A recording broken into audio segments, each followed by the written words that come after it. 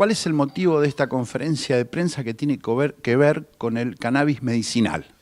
Bien, bueno, bien dice usted el cannabis medicinal, pero el reclamo en sí es más profundo, apunta a un cambio en la ley de drogas que termine de criminalizar el consumo del uso de todas las drogas y que el Estado regule su uso, porque la prohibición claramente ha fracasado en el objetivo de disminuir los riesgos que algunas drogas producen en la población. Ha agravado, creando el narcotráfico y dificultando el acceso a la salud de los usuarios de estas drogas. De manera que el Estado tiene que estar presente, pensamos, y debe regular, no legalizar abiertamente, regular el acceso a las drogas. Principalmente, en principio y con más urgencia, el uso terapéutico, claro, porque hay mucha gente que lo necesita, digamos, urgentemente, de una manera muy necesario para inclusive seguir viviendo. Existe un proyecto de ley, todavía no se transformó en ley.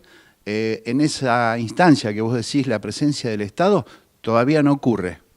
No ocurre, realmente no han aplicado, por otro lado, una ley que es muy limitada porque impide que la gente tenga un marco jurídico de seguridad jurídica para poder cultivar, que es de donde se están proveyendo todos los usuarios medicinales. Limita solo al Estado Nacional la producción, impidiendo el autocultivo, que por otro lado tampoco ha aplicado y tampoco ha iniciado ningún tipo de cultivo con el que supuestamente iban a proveer a todo el que lo necesite. Los problemas legales, porque problemas de salud se solucionan muchos, ¿no? No se curan, no me gusta hablar de cura, pero sí se atenúa mucho el sufrimiento de nuestros pacientes con cáncer, adultos mayores que han pagado impuestos toda su vida y se ven imposibilitados a tener una planta para uso propio.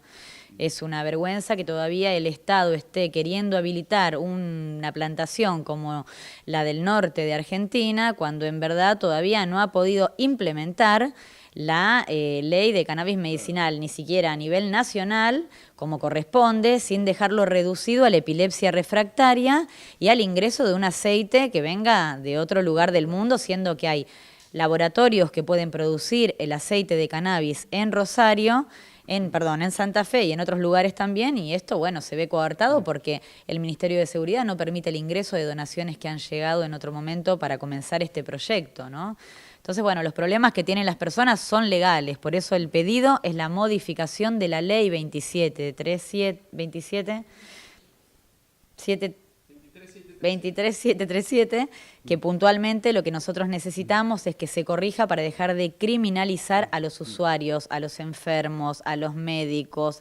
No son solamente usuarios los que se allanan, muchos médicos ven en el recurso del cannabis un medicamento para poder trabajar y realmente más de uno planta para poder otorgar un alivio a sus pacientes. Entonces, todos estamos expuestos, ¿no? Y bueno, todos tenemos una situación legal que podemos de alguna forma vulnerar con esta ley. Básicamente hoy estoy acá con otras agrupaciones, digamos, como convocando a la gente que nos acompañe el 2 de mayo, el 4 de mayo, perdón. Si bien mis compañeros dijeron ya bastante, lo que hay que decir es que frente a... Cuando se habla de ley, decimos ¿qué ley? Porque la ley no contempla nada de lo que necesitamos, un autocultivo seguro, no más presos por plantar, el reconocimiento del cultivador, porque cada uno que llega, digamos, a un frasco de cannabis no es que llega mágicamente a tu casa, viene de un cultivador solidario, viene de alguien que te enseña a cultivar. Si yo soy una mamá que cultiva, no es porque un día me levanté y mágicamente supe, ay, no, fue porque un cultivador se acercó a mi casa de manera escondida. Entonces lo que nosotros buscamos es que la gente acompañe, que esté presente, es muy importante la presencia, porque es una lucha y que va creciendo en silencio, que la gente, digamos, la tiene que hacer visible, porque todos los que estamos acá nos piden aceite, nos piden crema, nos piden flores, y ponemos el cuerpo, ponemos la cara, la posibilidad de perder la libertad, de perder, digamos, también de ser asaltados, porque nos hacemos visibles. Yo lo que le pido a la gente, como una mamá que se planta, que usa el cannabis para su hijo como un medicamento, son dos cosas básicamente. Una manera de terminar con el mercado negro y poder tener un seguimiento y una salud responsable es plantando. El autocultivo tiene que ser legal. Tenemos que arrancar por ahí y que cada persona, digamos, el que quiera ir a comprarse un frasco, que lo pueda hacer en el laboratorio, pero que el que quiera plantar en su casa la medicina de su hijo lo pueda hacer, porque esto no es, es una medicina más. No es como una cosa que la quieren hacer casera, que uno que va a planta y lo hace, no. Si vos le das el mismo aceite siempre a tu hijo como un medicamento, seguramente vas a ver resultados increíbles. Lo digo de mi experiencia personal. Por otro lado, cuando compras no sabés qué compras, si compras aceite, si compras aceite de coco, aceite de oliva o aceite de cannabis. Entonces, acompañen, para que la gente que tiene que tomar la decisión son los políticos, y si ven la masividad y la llegada que está teniendo, quizás haya alguna respuesta, porque la decisión tiene que ser totalmente política, a nivel nacional, en primer lugar, para que pueda seguir en el resto. Y la suerte de cada uno depende de donde uno vive. O sea, porque tampoco es nacional. Si acá te agarran con una planta, no es lo mismo que te agarran con una planta en Paraná o en Bariloche, como decía la compañera. Bueno, en particular para la Asociación de Reducción de Daños de la Argentina, que ya hace 20 años que viene reclamando por una nueva ley de drogas, la primera cuestión central es responsabilizar al Estado por la falta de una política pública. O sea, para nosotros se necesita una política pública que pueda abordar todas las aristas del fenómeno vinculado a la droga. A ver, mientras haya prohibición va a haber negocio, va a haber más rentabilidad para el narcotráfico.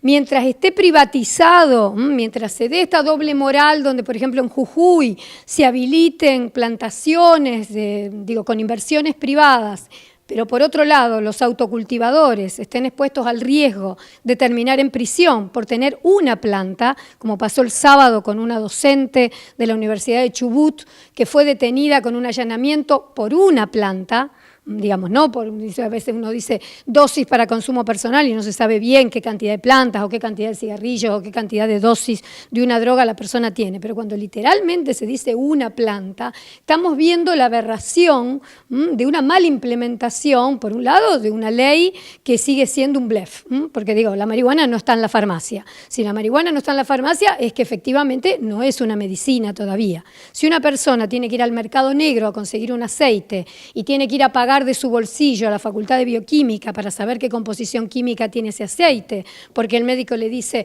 bueno, mirá, para tu dolencia es importante que tenga CBD, no solo THC, o tiene que tener THC y CBD, pero la persona no sabe qué tiene, sabe que paga una cantidad de dinero, quizás se da cuenta que tiene aceite de coco, o aceite de oliva, o aceite de lo que sea, pero no se conoce la composición química. ¿Por qué? Porque está en el ámbito de la ilegalidad, está en el ámbito de la clandestinidad, al igual que un cultivador solidario, que lo que le excede de su cultivo para uso recreativo personal se lo dona a un vecino que tiene un hijo con una epilepsia refractaria. Entonces digo, acá lo que tenemos que salir de esta doble moral, de este doble discurso y de esta estigmatización, como siempre, de los más vulnerables, y que el Estado se siga lavando las manos, donde se necesita una política pública en un tema que quizás sea políticamente incorrecto. Hemos visto recientemente que en la campaña de la provincia de Santa Fe ha sido un gran ausente el tema de contar con una política de drogas, de dar información a los usuarios, de avanzar con campañas de reducción de daños, de legalizar la marihuana para uso recreativo. Pero ¿quién fue el principal protagonista de casi todos nuestros candidatos? El tema de la inseguridad.